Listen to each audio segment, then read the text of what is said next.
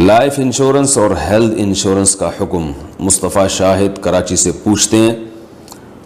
میں security company میں manager کے طور پر کام کرتا ہوں، میرا کام سیکیورٹی گارڈ کو مینیج کرنا ہے، ہمیں انہیں لائف انشورنس اور ہیلتھ انشورنس دینی ہوتی ہے، کمپنی والے کہتے ہیں کہ آپ بھی اپنا ڈیٹا دیں تاکہ آپ کی بھی یہ دونوں انشورنس کر سکیں، اس بارے میں رہنمائی فرمائیں۔ بھائی اسلام میں لائف انشورنس اور ہیلتھ انشورنس دونوں ناجائز، دونوں حرام ہیں، اور یہ اصل میں غرر ہے۔ رسول اللہ صلی اللہ علیہ وسلم نے کوئی بھی ایسا معاملہ جس میں غرر ہو اس کی اجازت نہیں دی۔ بعض دفعہ اس میں قمار یعنی جوا بھی ہوتا ہے، بعض دفعہ اس میں سود بھی ہوتا ہے۔ یہ رقم داؤ پہ لگائی جاتی ہے کہ اگر فلاں کا انتقال ہو گیا تو آپ کو رقم مل جائے گی، نہیں ہوا تو رقم بعض دفعہ ڈوب جائے گی، اور بعض دفعہ رقم اصل مل جاتی ہے، وہ ڈوبنے کا چانس نہیں ہوتا، لیکن اضافی رقم مشروط ہوتی ہے کسی کی موت کے ساتھ یا کسی کے حادثے کے ساتھ۔ تو کبھی بھی کسی کے حادثے یا موت کے ساتھ جب آپ کا پروفٹ مشروط ہوگا تو یہ غرر کی ایک صورت ہے۔ غرر کا مطلب غیر یقینی۔ تو کاروباری معاملات میں اور جو بھی بزنس ہو اس میں شریعت نے حکم دیا ہے کہ حوادث اور حادثات کے ساتھ آپ کا پروفٹ مشروط نہیں ہونا چاہیے، اس وجہ سے یہ ناجائز اور حرام ہے۔ اس کے جتنے بھی دلائل دیے جائیں کہ اس میں لوگوں کو فائدہ ہوتا ہے، تو رسول اللہ صلی اللہ علیہ وسلم کے دور میں جو قمار تھا اس میں تو غریبوں کو بہت زیادہ فائدہ ہوا کرتا تھا۔ عرب یہ کرتے تھے کہ جوا جو جیتتا تھا اور اس کے نام جب رقم نکلتی تھی تو وہ ساری رقم غریبوں میں بانٹ دیا کرتا تھا، اور جوا کھیلا اس لیے جاتا تھا اس دور میں کہ غریب کو خرچ کرنے کے لیے پیسے کسی کے پاس نہیں ہیں، تو وہ جوئے میں پیسے جیت کے غریبوں کو کھلا کے فخر کرتا تھا کہ دیکھو میں نے غریبوں کو کھلایا ہے۔ تو اس کے تو بڑے فائدے تھے، لیکن اسلام نے اس کو حرام قرار دیا کہ غریب کو اگر آپ نے کھلانا ہے تو آپ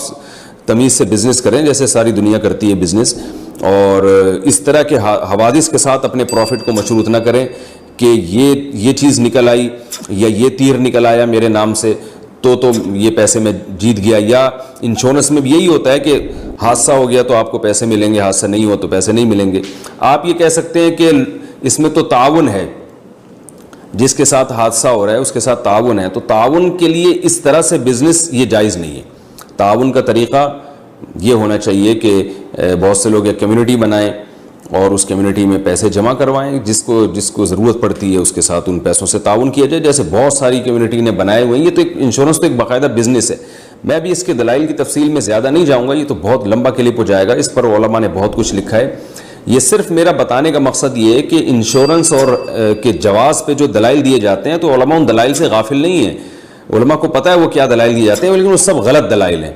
تو اسلام نے جو باہمی تعاون کا طریقہ بیان کیا ہے، یا آپ خود سے بھی کوئی طریقہ ایجاد کر سکتے ہیں، اس طریقے میں یہ ضروری ہے کہ وہ قمار سے، سود سے اور غرر سے پاک ہو۔ تو ان تین چیزوں سے پاک ہونا اس کا ضروری ہے، پھر آپ باہمی تعاون کی کوئی صورت نکالیں۔ تو اور یہ آپ دیکھ لیں انشورنس کے اخلاقی نقصانات بھی کیا ہیں، کہ یہ کمپنیوں کا ایک باقاعدہ بزنس ہے، اس کے اخلاقی نقصانات یہ ہیں کہ لائف انشورنس میں خاص طور پر کمپنیاں، یعنی اس میں تعاون کا تو کوئی صورت بنتی نہیں ہے۔ جس آدمی کی صحت اچھی ہوگی کمپنی اس کو عام طور پر لائف انشورنس دیتی ہے، بیمہ پالیسی اسی کو دی جاتی ہے، اور جو بیچارہ محتاج ہوتا ہے یعنی اس بات کے لائق ہوتا ہے کہ اس کے ساتھ تعاون کیا جائے، وہ اس کے مرنے کا چانس ہے، ان کے ساتھ یہ بیمہ پالیسی والا معاملہ نہیں ہوتا۔ تو یہ میں تعاون بھی نہیں ہے، یہ سب جانتے ہیں کہ ایک بزنس ہے۔ اور تو بزنس کے بارے میں شریعت کا اصول یہ ہے کہ وہ بزنس کے اصولوں پر ہونا چاہیے، مشارکت ہو، مضاربت ہو، یا جو بھی بزنس کے اور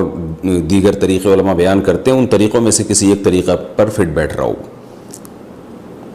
زمانہ ڈھل